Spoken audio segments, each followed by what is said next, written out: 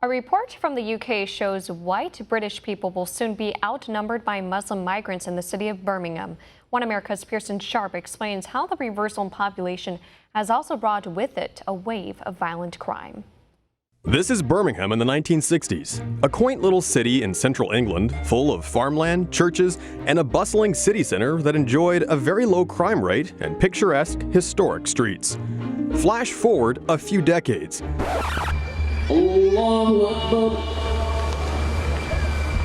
These images aren't from Iran, Iraq, or Afghanistan. No, this is modern-day Birmingham. A new report shows native Britons are on their way to becoming a minority in their own homeland.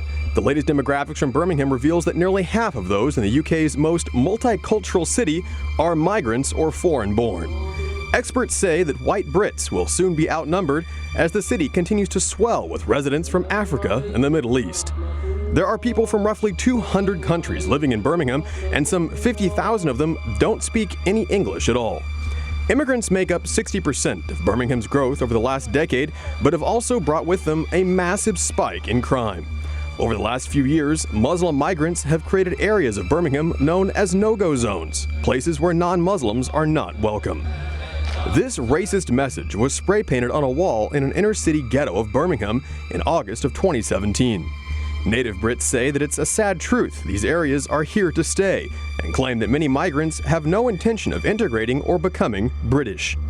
Government officials say that similar graffiti has appeared in other areas in recent years, condemning the hateful vandalism, but taking no action against it.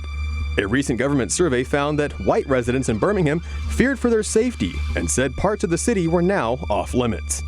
In fact, the city has become the so-called capital of jihadism in England. 1 in 10 of the UK's convicted Islamic terrorists comes from Birmingham. The neighborhood of Sparkbrook is more than 70% Muslim and has become a byword for radical Islamism in England. Houses there have been turned into bomb-making factories and were used in the deadly attacks on London's subway system in 2005 that killed 52 people. Muslim extremists have concentrated into several enclaves throughout the city, producing 26 of England's 269 convicted terrorists. One journalist who visited the city, Ross Kemp, said Birmingham is so violent he has to wear the same body armor he wore in Syria for protection. We want to end Islamic immigration, stop building mosques and madrasas, stop the funding coming in for Saudi Arabia, only for a limited time. When Islam has sorted itself out in this country and across Europe, when it's reformed to fit in with Western democracy and freedom, when that's happened, then start building mosques again, but you're just adding to a problem. Yet despite extensive evidence, Birmingham's government is turning a blind eye to the problem, instead calling the city a symbol of multiculturalism.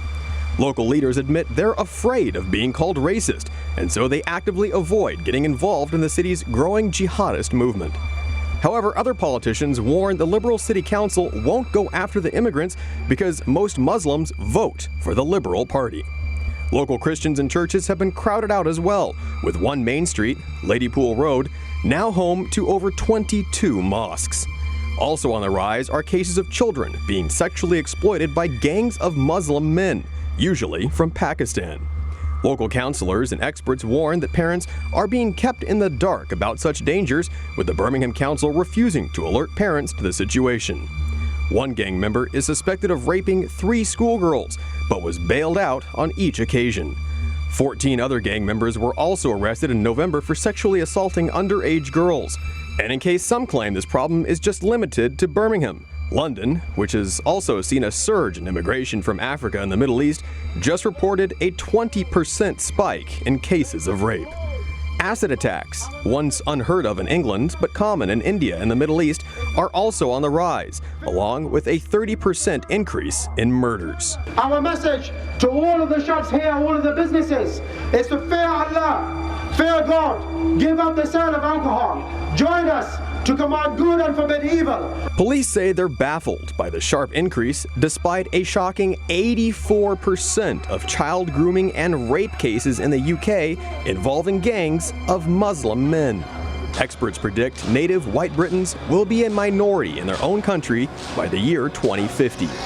But far from a multicultural paradise, British cities like Birmingham and London show that this kind of unchecked immigration simply fuels conflict as migrants refuse to integrate and radical Islam takes hold.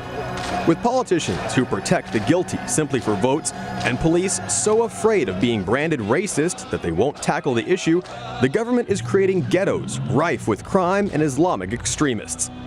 Birmingham is a bellwether for the West. Open-door mass migration policies are failing, but whether or not the British government takes action to end the problem remains to be seen. Pearson Sharp, One America News. Want to see more videos like this? Click on the link below and subscribe to One America News on YouTube, and call your cable provider and kindly demand that One America News is added to your lineup. Call and subscribe today.